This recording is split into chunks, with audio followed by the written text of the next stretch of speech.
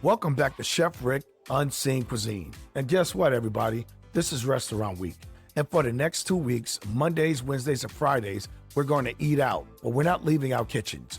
We're going to stop at some different restaurants, take a look at some of those dishes we love ordering when we go out, and then we're going to bring those restaurant experiences right back home. But we're going to do it a little differently around here. We're doing it the Unseen Cuisine way. We're not depending on our vision to tell us when something is ready. We're going to listen, we're going to smell, we're going to feel those changes in textures and resistance. We're going to pay attention to what our utensils are telling us, and we're going to use our systems to stay organized, stay safe, and in control of our kitchen. And throughout Restaurant Week, I'm going to talk a little bit about my experience and from my perspective with somebody with vision loss. What does good hospitality really looks like? What makes a restaurant accessible? What makes somebody feel welcome when they walk through that door? We're going to get into some of that, but now we came to eat. So let's get cooking. Our first Restaurant Week stop is P.F. Chang's, and today we recreating their Mongolian trio. We got beef, we got chicken, we got shrimp. We're bringing in broccoli, carrots, and green onions. Then we're tossing all of that in a sweet, savory Mongolian-style sauce. Now, if you've been cooking with me for a while, you know I've done Mongolian beef before. So we're taking something familiar, turning it up a little bit, because today we're not dealing with just one protein. We've got three. We got beef, chicken, and shrimp, and they don't cook the same way. That's where today's Technique Monday lesson comes in. Wok awareness and heat control. Because if you throw all three proteins into the wok together and just let them go, something is going to get overcooked. And I bet you 9 out of 10 times, it's that poor shrimp. It's going to take the hit every single time. But we don't want that today. So we're going to cook each protein to where it needs to be. Bring everything together at the right time and let our senses tell us what's happening along the way. All right, let's get into this culinary cockpit. Here's what you're going to need. First, we're going to grab for our proteins. 8 ounces of flank steak, thinly sliced against the grain. 8 ounces of boneless, skinless chicken breast, thinly sliced. 8 ounces of large shrimp peeled and deveined. 3 tablespoons of cornstarch to lightly coat the beef and chicken. 3 tablespoons of a neutral high-heat oil, such as avocado and vegetable oil. For our vegetables, it's going to be 2 cups of broccoli florets, 1 thin sliced medium carrot, 4 green onions with white and green portions separated. And for that Mongolian-style sauce, we're going to use a 1/3 cup of low-sodium soy sauce, 1/3 cup of water, 1/3 cup of brown sugar, 1 teaspoon of freshly grated ginger, 2 teaspoons of minced garlic. Nothing crazy. But once that garlic, ginger, soy, and brown sugar hits that hot wok, you're going to notice something happening. However, before we get there though, let's set ourselves up. Let's set up your culinary cockpit. You hear me talk about this all the time. Don't wait until the pan is hot to figure where everything is going. Today especially is important because we got raw beef, we got raw chicken, we got raw shrimp. Keep those proteins separate. Give each one its own container and its own location. Maybe your beef is going to be at 9 o'clock, the chicken at 12, the shrimp at 3, and vegetables at 6. It doesn't have to be those exact positions. Use whatever works for you in your kitchen. But once you decide where something lives, you just want to leave it. That's how you build that mental map. Have your sauce mixed and ready. Have a clean plate or bowl ready for the cooked proteins. Know where your utensils are. Know where your hot zone is. Know where your safe landing area is for that utensil when you put it down. And because we're handling raw proteins, you either going to use separate utensils for each or make sure you're thoroughly washing anything that coming in contact with raw food before you use it again. Take a second while everything is still cool. Orientate yourself. Find your wok handle. Find your controls. Find your ingredients. Find your safe space beside the stove, because once we turn on that heat, we're not reaching around trying to figure where everything are. Everything has a home. That is safety through systems. And now, we are ready. Let's start with the beef. You want to take your flank steak. Before you slice it, Feel the direction of those muscle fibers. You're going to feel those little lines running through the meat. We don't want to slice those with those lines. We want to go across them. That's against the grain, and that's going to help us give it a little more tender bite. Once the beef is sliced, lightly coated with cornstarch, and I want you to actually feel this. Take one piece between your fingers. It should feel dry and almost velvety on the outside. Not wet, not gummy. We don't want big clumps of cornstarch hanging off of it. If you got that, you want to shake off the excess cornstarch. Do the same thing with your chicken and its own container. And then I want you to pat your shrimp dry. We don't want that shrimp dripping wet when it goes next to the oil. Once that's done, I want you to wash your hands, dry them well, and let's turn on some heat. We're going to listen to that beef first. Bring your wok or skillet up to temperature and add your oil. Now we're not just going to dump everything in there. You're going to take one piece and carefully introduce it to that oil. I want you to listen for that. You hear that? That's what you're looking for. That strong, steady sizzle is telling you that the pan is ready to work. If you put that first piece in there and you barely hear anything, hold up. Don't add the rest yet. Give that pan a little bit more time. Once you got the strong sizzle, add your beef in small batches. Don't overcrowd the wok. Listen to what's happening. You want that sizzle to stay strong. If you add too much food and then suddenly the sound gets weak and watery, your pan temperature has dropped. That's information. Give it a chance to recover. And here's another cue. Take your utensils and gently move one of the pieces of beef. At first, you might feel it grabbing onto the surface a little bit. Don't fight it. Give it a moment and try it again. Feel how it starts to releasing easier? There it is. That's your natural release cue. The food is telling you, I'm ready to move. Now, pay attention to your nose. At first, you're getting hot oil and raw meat aroma. Give it a minute. That aroma starts changing. It gets more deeper, more savory, more roasted. That is your aroma checkpoint. Now you got your sound telling us something. We got the resistance telling us something. And we got the aroma telling us something.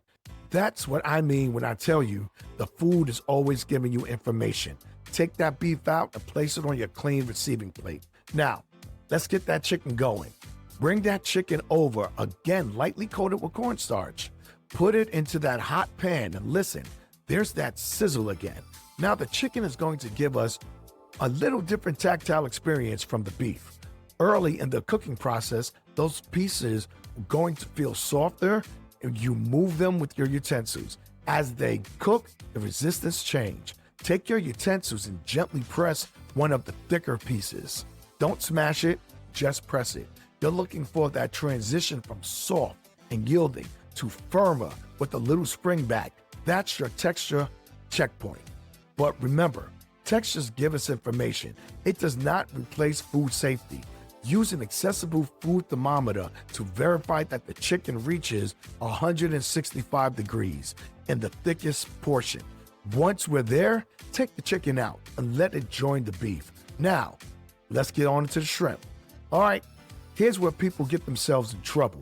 Shrimp does not need a meeting. It does not need a long conversation. Shrimp cooks fast.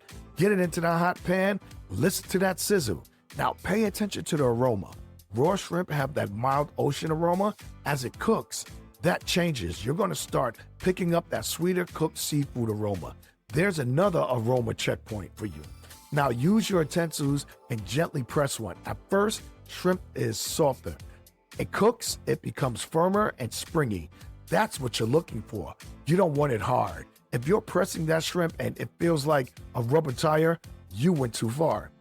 Depending on the sides, you're looking roughly at 1 to 2 minutes per side. But remember, the clock supports your senses. It does not replace them. Once that shrimp has reached a safe doneness and you've got that gentle spring back, get it out of there. Residual heat is going to keep working. Bring in those vegetables. Now let's let our broccoli and carrots into that wok. Listen when they hit it.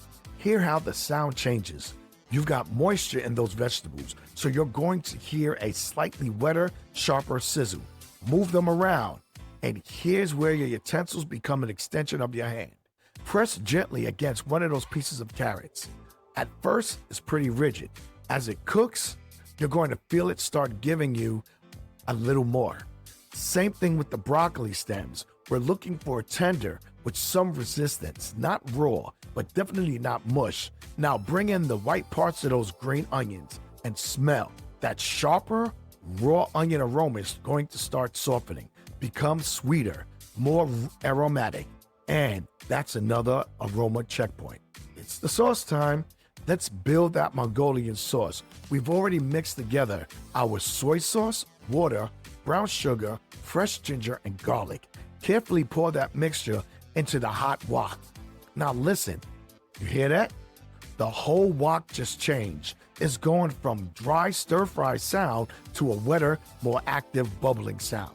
And this is the perfect place to use the SEE. Stop, engage, evaluate. Stop unnecessary movement for a moment. Engage your senses. What are you hearing? What are you smelling? What are you feeling through your utensils? Now evaluate what all of that information is telling you. At first, the sauce is loose. Run your utensils through it. There's almost no resistance. Now give it some time and pay attention to the aroma. First, you're probably going to pick up on that soy sauce. Then the sweetness starts coming through. And here's that garlic. Here's that ginger. Now give it another minute. Those aromas starts coming together, but it doesn't smell like 5 separate ingredients anymore. It starts to smell like one sauce, deeper, richer, sweet, savory, garlicky, gingery, and that is your aroma checkpoint. Now listen again. That bubbling starts changing as some of that water is starting to cook away. And take your utensil and drag it gently across the bottom of the wok. You feel that? There's a little more resistance than there was before. The sauce isn't moving around like water anymore. We're getting there. Now, everybody back in the wok. Bring that beef, bring that chicken back. Toss them thoroughly in the sauce and listen when they go in. Hear the wok wake back up? That's what we want. Keep everything moving. Let the sauce get around those proteins. Now bring the broccoli and the carrots through. And finally, the shrimp goes in last because they've already cooked. We're not trying to cook them again. We're just warming it through and getting those beautiful sauce around it. Now add the green portions of your onions and let's check this thing. Stop, engage, evaluate. Listen, that sauce isn't sounding wet as it did when we first poured it in.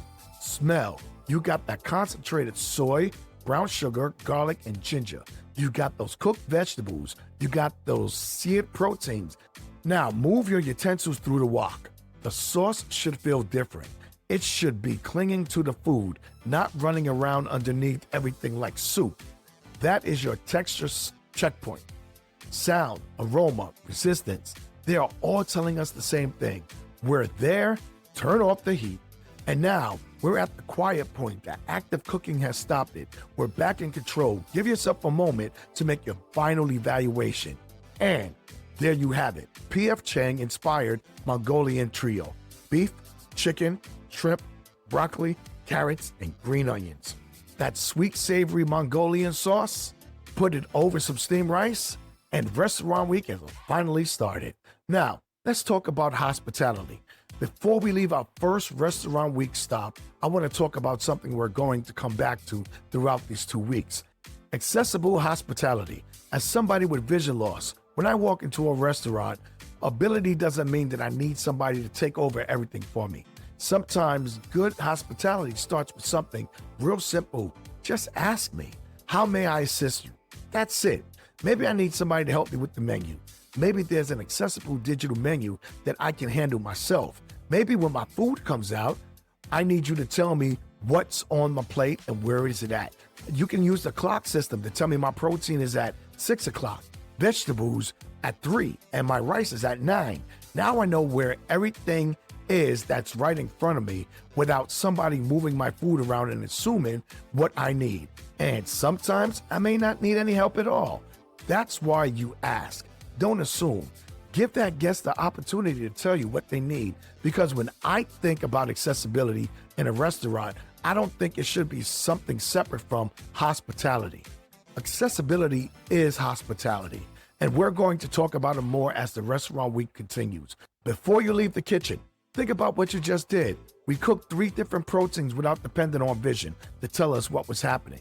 You listened to the pan, you recognized the natural release cues, you followed the aroma from raw to roasted, you felt the resistance change in your chicken, you recognized that spring back in your shrimp, you followed the sauce as it changed from loose and watery to something that actually clung to food. And when you notice confirmation, food safety, you use the temperature. Then you use the SEE. Stop, engage, evaluate. That's the culinary cockpit. It's not about guessing. It's about learning how to recognize the information food is already giving you.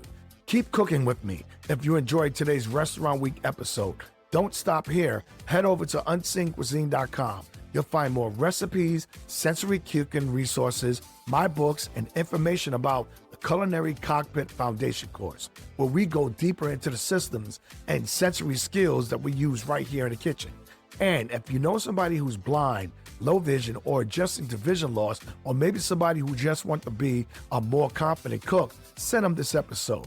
Let them come cook with us. And make sure you come back Wednesday, because Restaurant Week isn't over. We're going somewhere completely different restaurant, different food, different sensory experience, but the same culinary cockpit. I'm Chef Riq. This is Unseen Cuisine. Trust your senses, trust your systems, become the pilot.